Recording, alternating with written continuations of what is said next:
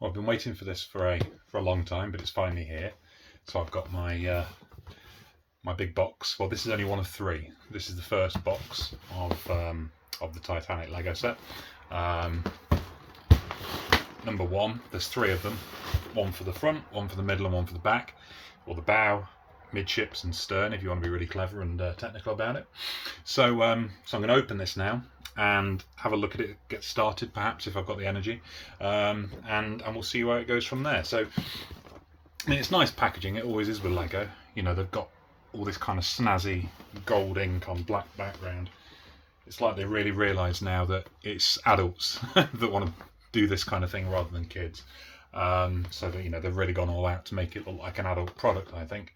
Not adult like, you know, dodgy adult, but, you know, just like grown up. Right, anyway, let's open it up. Right, so as always, just a couple of tabs. Right. So this is the bow, this section here that I'm going to be looking at once I get it open. There we go. Okay, right then, so what we got? Okay, right, so we've got the usual stuff, bags of Lego. That one goes out.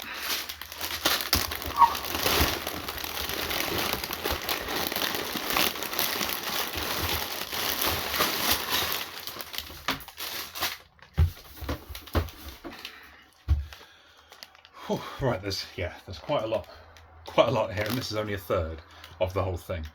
Right, they've put the instruction book in a lovely little pouch, which is nice of them. There we go. Book one. Oh,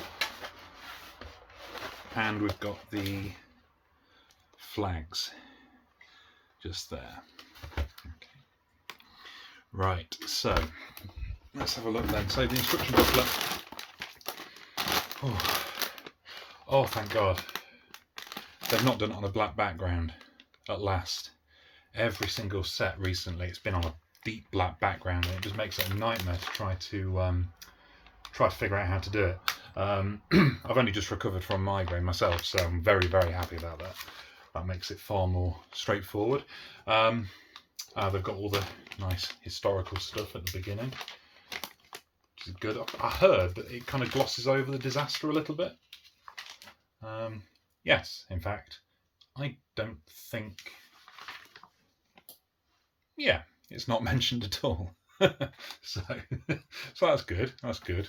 Titanic, you know, a boat that's famous for just being a boat.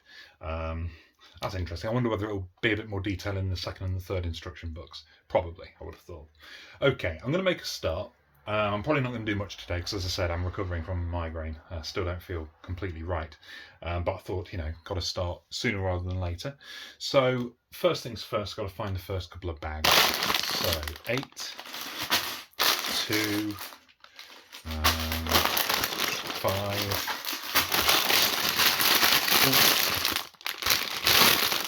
1, 11, 12, 9, 10, 3, 1,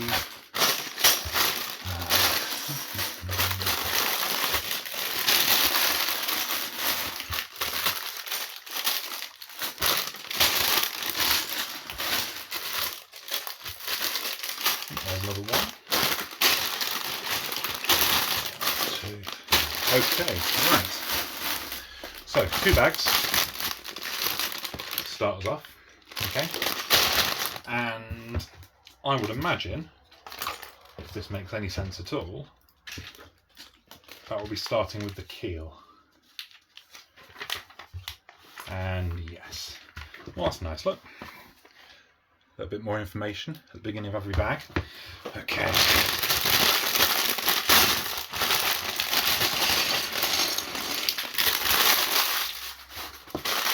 Bear with me.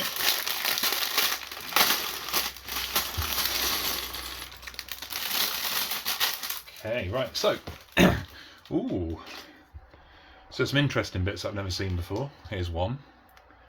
That's interesting, isn't it? Isn't that interesting?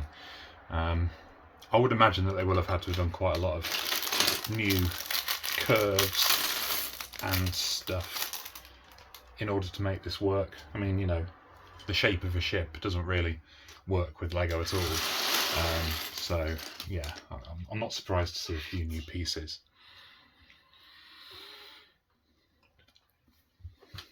Okay, right, so as I said, we start with the keel, and I always like this first bit where we're putting the first two bits together.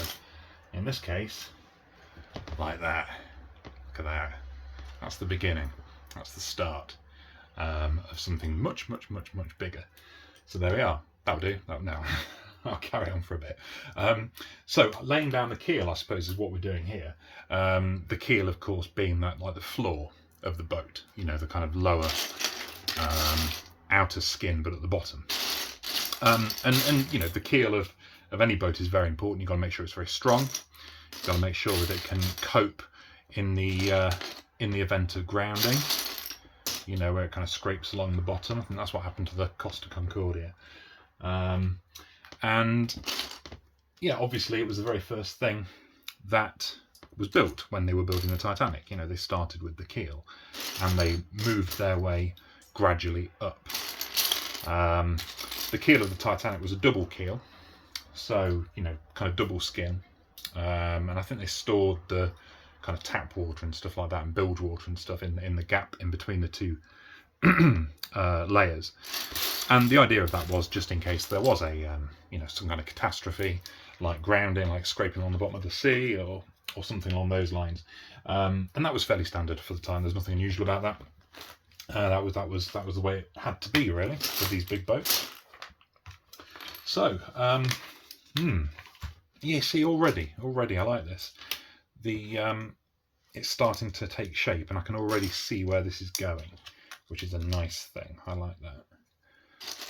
So I really am fighting through the migraine fatigue right here. So yeah, look, you can start to see the bow taking shape. You know, it's going to come like this to the point. And of course, the keel of the Titanic, you know,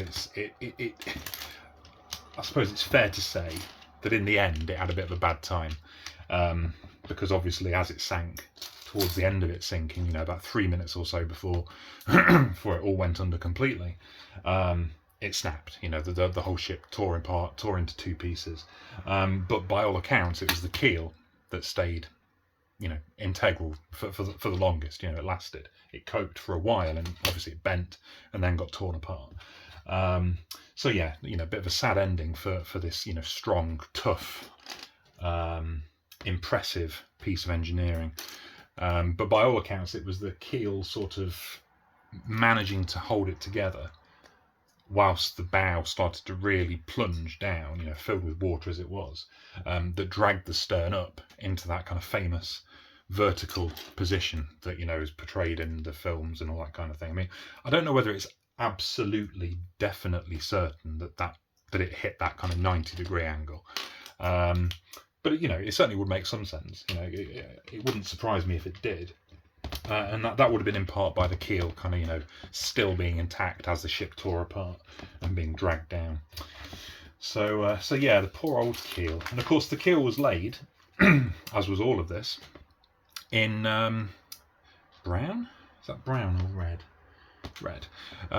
In Belfast. You know, this boat was built in Belfast at the Harland and Wolff shipyard, which is still there, of course. And the dry dock, you know, the dock where it was built is still there. It's kind of part of the what they call the Titanic Quarter now, which yeah, which I think is fair enough. You know, I mean, it's an integral part of the city's history. You know, being a shipbuilding city in many ways, and the Titanic as a single boat kind of symbolises and encapsulates that quite nicely, I think. I mean, you know, it's and there's this kind of general sense of the Titanic being a kind of an accomplishment, which it was. You know, just because something goes horribly wrong doesn't mean that the original thing wasn't amazing. You know, it was an incredible machine. It was a fantastic ship, and, you know, like its two sisters, you know, the Olympic and the Britannic, all three of them were amazing, really. And I think, you know, taking pride in that and feeling good about the fact that that was something that your grandparents, your great grandparents worked on is a really good thing.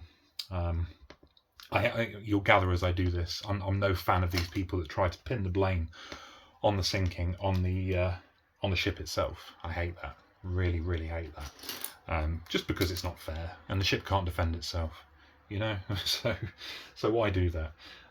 So yeah, I'm a staunch believer that actually the boat did a damn good job. You know, I mean, at the very least, you know, after being torn apart by the iceberg like it was, you know, for it to stay, you know, afloat for as long as it did, you know, at least giving some people a chance to get off the blooming thing, is testament in some ways. You know, I mean, it struck the iceberg at what, 11:40 on the Sunday night, and it didn't, you know, go down completely until 2:20 the next morning. So what's that, like 2 hours, 2 hours 40 minutes it took to go down, which, you know, is quite a long time when you compare it to the Britannic, which sank in, you know, 20 minutes. The Lusitania sank in less than that, I think.